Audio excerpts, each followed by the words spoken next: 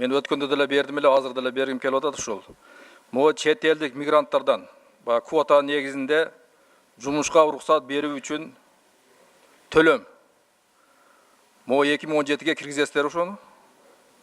Бул боюнча тапшырма берилди, иштеп атышат. 2017-ге муну киргизебиз. Бирок азыркы бюджет эмес, өзгөрүү болгондо. Ал иштеп атабыз. Миграциянын жетекчиси барбы азыр бүгүнкү күндө? Бул боюнча сизди колдойбуз. Колдой иштеп чыгабыз муну. Эми азыр мен угуп калдым, азыр ал жерде дагы ошол мени өткөндө сунуш бердим эле 50 миңге көтөрөлү депчи. Азыр биз 20 миңге эле көтөрөбүз деген ойду айтып атыптыр да. Ал чечилек. Аны чогуу макулдап ишке киргизебиз. Андан кийин бул жерде мамлекеттик мат резервдин жетекчиси барбы? Ал жок, иштен алынды ал. Орун басары бар экен да. Сиздерге 17-жылы канча акча каражат бөлүндү?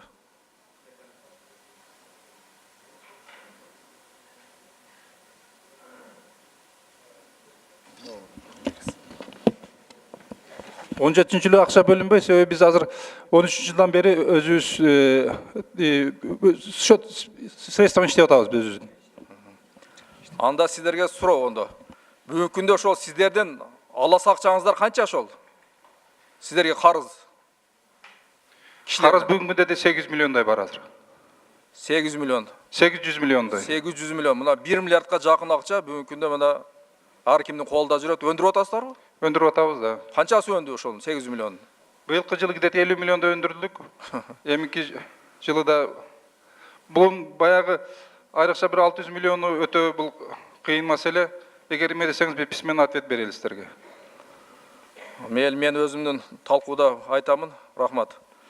Анан Сооронбай Шарипович, ушул жыл былтыркы жылы ушул жерде бюджет кабыл алып атканда ошо мурунку министр Темир Сариевке ушул жерде сунуш айтып, ал киши киргизген эле.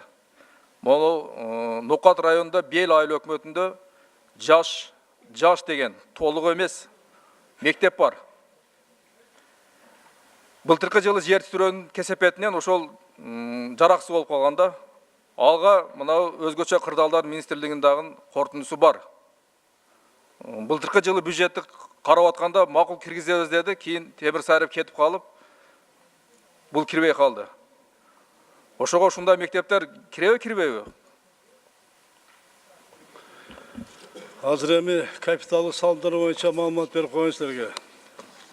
Жалпы 283 объект бар азыр. 283 объект. Ошону бүтүрүштүн 8 миллиард сом акча керек. Уже кирген. Бул жерде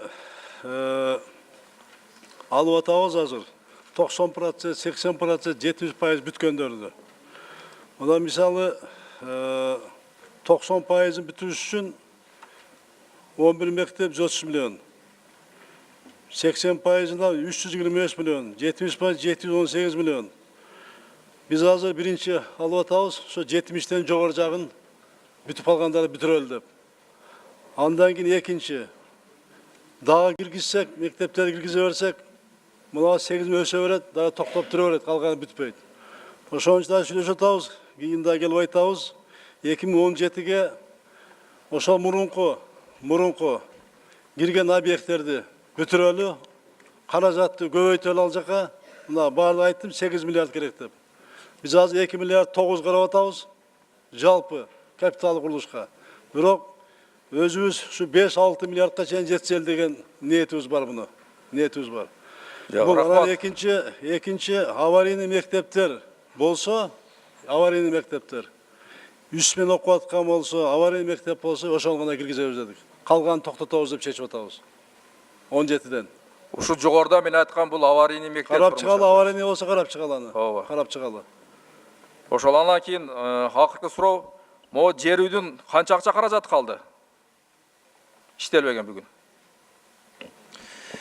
Жер үйдүн акча каражаттарынын ремонтко деген суммасы 200 миллион тегерегинде калды, бирок жылдын аягына чейин да берилет. Курулушка бир 500 миллиондой эле калды. Анда бүгүнкү күндө дагы кайра 64 мектеп бүтө элек да бүгүн, туурабы? Жо, бүтө турган мектептердин акчалары бүт берилген. Толугу менен берилген. Бүтө тургандардыкы толугу менен каржыланган. 43 переходящий болот да, эмди жылкы бүтөт. Ооба, 43. Эми мен айтам да, Сооронбай Шарипович, мына акча каражаты бар. Бүгүнкү күндөчү. Эмне үчүн ушулар убагында бүтпөйт дейм да, ушул мектептерчи. Мына башталгандан 2 жыл болду, бүгүнкү күнгө чейин бүтпөйт. Эмне тоскоолдук болот ушуларга? Aziz Otam'a 8 milyar som karajat gerek. Жетпей karajat. 10 секунд. Мен түшүнүп атам, мен аны айткан жокмун. Мен жер үйдүн акчасы бүгүнкү күндө бар акча каражаты. Бирок мектептер бүтпөй жатат. Бар акчаны биз иштете албай жатабыз деген ойду айтып келип атат.